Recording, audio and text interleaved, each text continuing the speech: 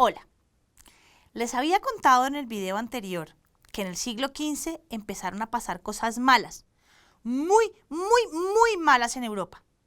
Como todas las crisis cuando pasan, esta crisis terrible en Europa cambió su historia para siempre. Bueno, ya no los asusto más y les voy a contar qué fue. En primer lugar, llegó de Asia una epidemia conocida como la peste negra. Esta enfermedad arrasó con la población. Piensa si en tu pueblo o en tu ciudad ha habido alguna vez una epidemia.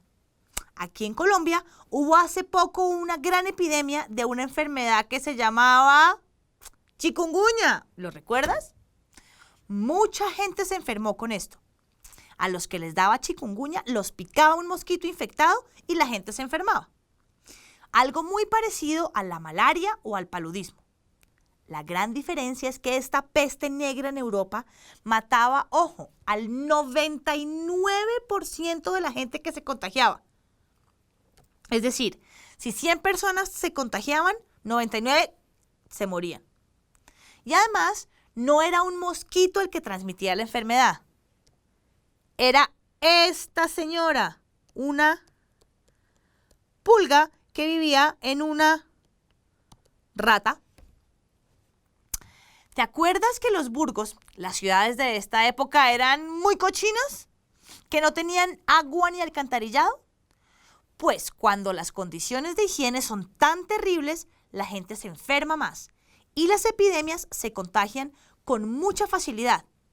Eso pasó con la peste. Oigan esto, se murió 1/3 parte de la población de Europa. Es decir, de 3 se moría una persona. Esos fueron muchos muertos. Además, por cambios climáticos, las cosechas de varios productos fueron desastrosas. Así que había escasez y hambre en la población. Por si fuera poco, en la iglesia aparecieron líderes que cuestionaron su manejo y acusaron a otros curas por la crisis. Para rematar, se desataron guerras entre países y esto no aliviaba la situación. Y el desenlace cambió para siempre el curso de la historia. Esta epidemia que les cuento, que se llamaba ¿cómo? La peste negra o peste bubónica, se le decía así porque al infectado, oigan, le aparecían tumores oscuros en el cuerpo y a la semana estaba muerto. Esta peste llegó a Italia en el año de 1347, en los barcos que venían de Medio Oriente. La epidemia arrasó con la población en Europa, especialmente entre 1347 y 1353. Hubo poblaciones enteras que desaparecieron del mapa y ciudades donde murió la mitad de la población, especialmente en Francia y en Italia. Fíjense, este fue el pedacito del mundo afectado. Europa, ¿cierto? La peste les vino de por aquí, de Asia, y se murió casi la mitad de la población. El horror y el sentido de apocalipsis, la sensación de que se va a acabar el mundo, se apoderó de los sobrevivientes, quienes empezaron a culpar a otros por sus desgracias, sin darse cuenta de que eran las pulgas de las ratas las verdaderas transmisoras de la peste. La vida normal cambió de la noche a la mañana. Como se culpó a los judíos de ser los causantes de la peste, porque supuestamente habían envenenado las fuentes de agua, fueron perseguidos y masacrados. Mucha gente recurrió a los brujos con sus poderes mágicos y sobrenaturales para evitar morir.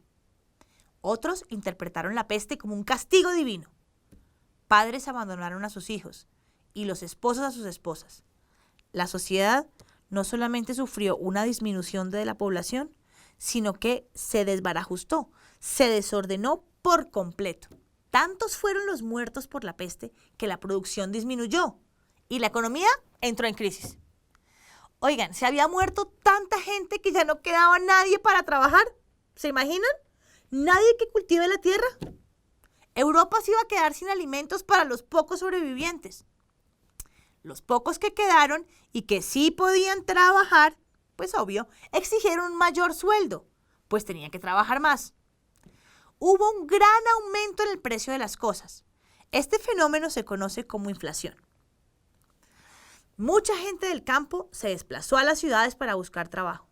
Allí los artesanos les cerraron las puertas. Muchos desempleados no tuvieron más recurso que convertirse en bandidos y asaltantes. El desastre fue total en lo económico y lo social. Ya parecía que la cosa no iba por buen camino, pero oigan, todavía faltaban cosas por pasar que agravarían aún más la situación. Imagínense, el clima se enfrió terriblemente. Cambió el régimen de lluvias, pues ahora hasta en el verano llovía. Se acortó entonces el tiempo para sembrar semillas y por ende la productividad agrícola se redujo. Las tierras que antes daban magníficas cosechas no producían más que lástima. La falta de alimentos, en especial de cereales, significaba que mucha gente padecería de hambre, como en efecto sucedió. Mucha gente se murió por inanición. Como si fuera poco, la Iglesia, que era considerada como el único ente estable y unificador de la sociedad, también se resquebrajó. Empezaron a surgir voces que exigían la reforma de algunas actuaciones de la Iglesia. Según estos reformadores, la Iglesia estaba traicionando los principios de la cristiandad. Por este motivo, exigían el regreso a los principios cristianos. Por ejemplo, la humildad y la pobreza, la honestidad en sus actuaciones y su compromiso con el poder espiritual y no terrenal. Uno de estos señores, que veía cómo la Iglesia se corrompía y traicionaba las enseñanzas de Jesús, fue este señor, el señor John Wycliffe, un reformador inglés. Él insistía que la fuente de la verdad del cristianismo estaba en este libro, en la Biblia y no en la Iglesia. Otro famoso reformador fue este señor que se llamaba Jan Hus, quien fue acusado de hereje por no estar de acuerdo con las indulgencias que vendía la Iglesia para rebajar la penitencia impuesta a un pecador. Hus fue quemado en la hoguera en Praga en el 1415 y se convirtió en un mártir y símbolo de protesta contra la corrupción. La Iglesia pudo haber destruido a los reformadores, pero sus pensamientos sobrevivieron. Aparecerían de nuevo y con mucha más fuerza un siglo más tarde. Finalmente, y para terminar de rematar estos años de dolor, muerte y crisis, se desató una guerra, otra vez entre Francia e Inglaterra. Esta guerra se llamó la Guerra de los 100 años y fue entre 1337 y 1453. Sí, fueron más de 100 años.